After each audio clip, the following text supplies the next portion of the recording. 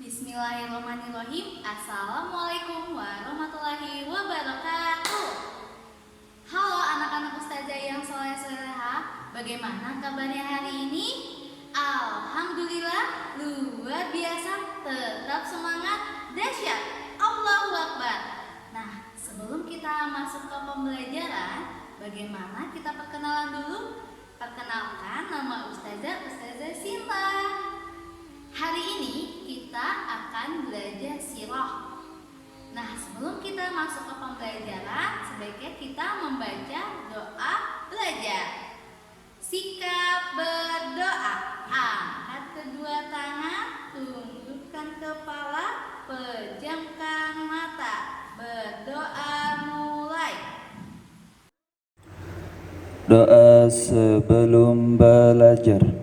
Bismillahirrahmanirrahim. Rabbi zidni ilma warzuqni fahma. Amin.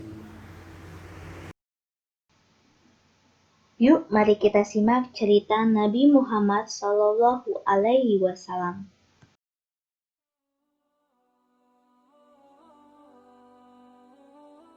Kota Yasrib dipenuhi bermacam perhiasan indah untuk menyambut kedatangan Rasulullah. Ketika beliau tiba, seluruh kaum muslimin, perempuan dan laki-laki, anak-anak dan budak belian keluar rumah untuk menyambut kedatangan Rasulullah yang telah lama mereka nantikan. Anak-anak laki-laki dan para budak laki-laki ramai-ramai berbaris di jalan seraya bersorak, "Telah datang Muhammad, telah datang Rasulullah, ya Muhammad, ya Rasulullah." Para pemuda dan laki-laki dewasa menghunus pedang dan tombak sebagai tanda siap mati, membela Rasulullah. Kaum muslimin yang mengiringi Rasulullah dari Kubah berseru bersama, "Telah datang Nabi Allah, telah datang Nabi Allah, telah datang Nabi Allah." Sementara itu, anak-anak perempuan naik ke atas rumah seraya bersama membaca syair, "Kami anak-anak perempuan keturunan Najjar, hai orang yang cinta bertetangga dengan Nabi Muhammad." Mendengar sambutan yang begitu hangat dan penuh kasih sayang itu, Rasulullah bertanya, "Apakah kalian semua cinta kepadaku?" "Ya, sudah tentu ya Rasulullah," jawab semuanya. Dengan hati bergetar penuh kasih, Rasulullah bersabda, "Allah mengetahui bahwa hatiku sangat mencintai kalian semua." Ada orang yang menangis, ada juga orang yang tersenyum saat mendengar pernyataan cinta dari Rasulullah yang begitu mulia, yang begitu mereka cintai dan begitu mereka rindukan. Maka rebana-rebana pun berbunyi dan kaum wanita terpantun. Telah terbit bulan purnama di atas kita. Dari kampung Saniyatil Wada, wajiblah kita bersyukur atas apa yang telah diserukan sang penyeru. Duhai orang yang diutus kepada kami, engkau datang dengan perintah yang ditaati. Demikianlah seterusnya pantun-pantun kehormatan yang diucapkan oleh kaum muslimin, laki-laki dan perempuan ketika mereka menyambut kedatangan Rasulullah. Itu adalah suatu saat yang amat membahagiakan dan tidak akan pernah terulang lagi dalam sejarah, suatu penyambutan yang begitu tulus dan penuh cinta.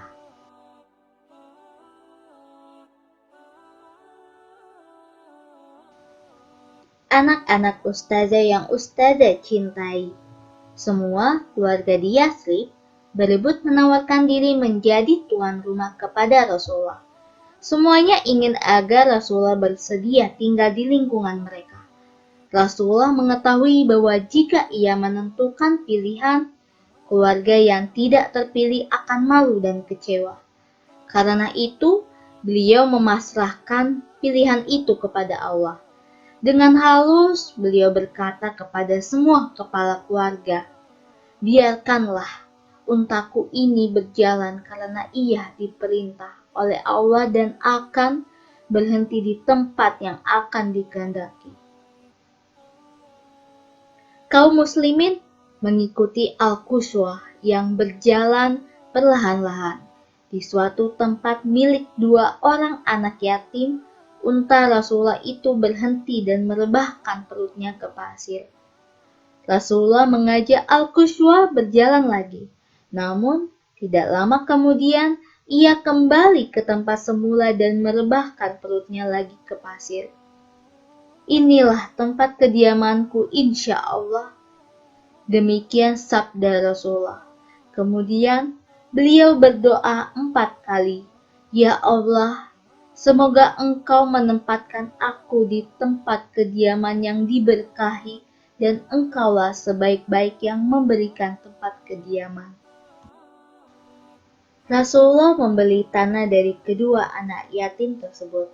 Rasulullah turun dan bertanya, "Di mana rumah saudaraku yang paling dekat dari sini?" Dengan penuh gembira, Abu Ayyub segera menjawab, "Saya ya Rasulullah, itu rumah saya." Rasulullah tersenyum dan berkata, "Baiklah Abu Ayyub, jika Anda berkenan, aku akan tinggal di rumah Anda untuk sementara waktu. Silakan sediakan tempat untukku." Abu Ayyub tergopoh-gopoh memasuki rumahnya karena begitu gembira. Disiapkannya tempat untuk Rasulullah serapi mungkin. Kemudian ia kembali menghadap Rasulullah dan berkata, "Ya Rasulullah, sungguh saya telah menyediakan tempat beristirahat bagi Tuhan. Dengan berkah Allah, silakan berdiri dan masuk ke dalam."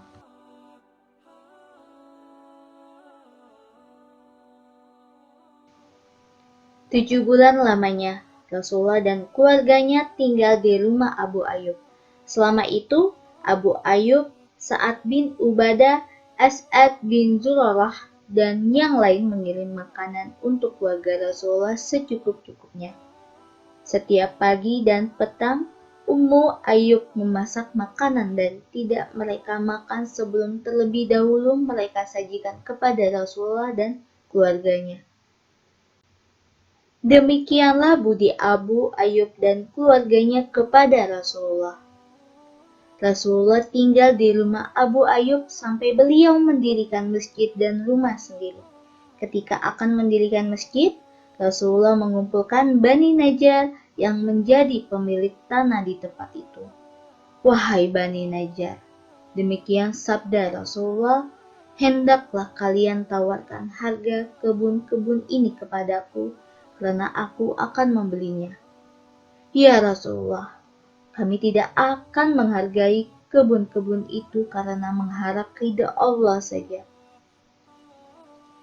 Namun Rasulullah tetap meminta mereka memberikan harga walaupun rendah. Akhirnya Abu Bakar membayar harganya sebesar 10 dinar. Setelah itu, bersama para sahabat, Rasulullah membenahi tanah itu, membersihkan pohon, dan membongkar serta memindahkan kuburan yang sudah rusak. Setelah itu barulah mendirikan masjid. Rasulullah meletakkan batu pertama, lalu beliau meminta Abu Bakar meletakkan batu selanjutnya. Kemudian beliau menyuruh Umar bin Khattab, setelah itu Utsman bin Affan, dan terakhir Ali bin Abu Thalib. Beliau bersabda, "Mereka itulah khalifah-khalifah setelah aku." Setelah itu, semua orang bekerja keras dengan gembira dan penuh semangat. Sambil bekerja, Rasulullah bersyair, "Ya Allah, sesungguhnya pahala itu pahala akhirat. Maka kasihilah sahabat-sahabat Ansar dan Muhajirin. Para sahabat menjawab syair Rasulullah, "Jika kami duduk termenung, padahal Nabi bekerja, ya demikian itu sungguh perbuatan yang tidak pantas." Demikian anak-anak ustazah, batu diangkat, diletakkan, disusun, dan disisipkan sampai akhirnya masjid pun selesai. Pagarnya dari batu dan tanah, tiangnya dari batang-batang kurma, atapnya pelepah kurma. Kiblatnya menghadap ke Baitul Maqdis. Saat itu Ka'bah belum menjadi kiblat. Di sisi masjid didirikan 2 buah kamar untuk tempat tinggal Rasulullah dan keluarganya. Sungguh sebuah masjid sederhana yang penuh berkah.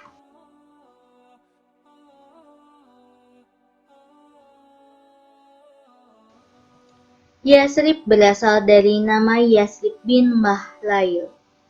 Ia adalah keturunan raja-raja Amalika yang dahulu pernah berkuasa di kota itu.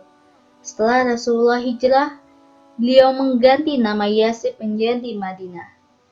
Cuaca di kota Madinah sangat kering. Pada musim dingin, suhunya sangat rendah dan pada musim panas, suhunya jauh lebih panas daripada Mekah. Banyak sahabat Muhajirin yang tidak tahan cuaca tersebut dan jatuh sakit. Mereka dilanda demam tinggi yang melemahkan tubuh. Abu Bakar, Bilal, dan Amir bin Fuhairah termasuk yang jatuh sakit. Saat sakit, Abu Bakar sering berkata, "Mati itu lebih dekat daripada tali sepatu kita."